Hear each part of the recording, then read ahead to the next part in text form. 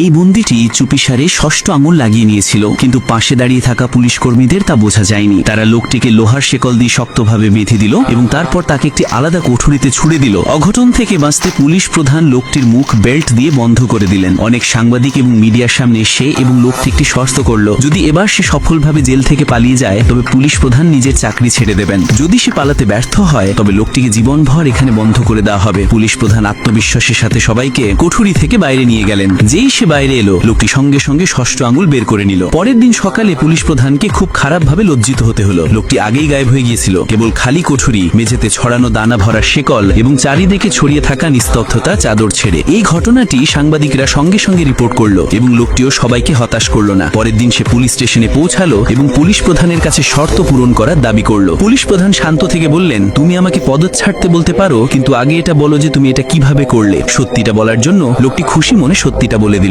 আসলে সে আগে থেকেই একটি মাস্টার চাবি তৈরি করে রেখেছিল যা ষষ্ঠ আঙুলের ভেতরে লুকানো ছিল। এই জন্য সে সহজে শেকল খুলতে পারল। কিন্তু পুলিশ প্রধান এটা শুনে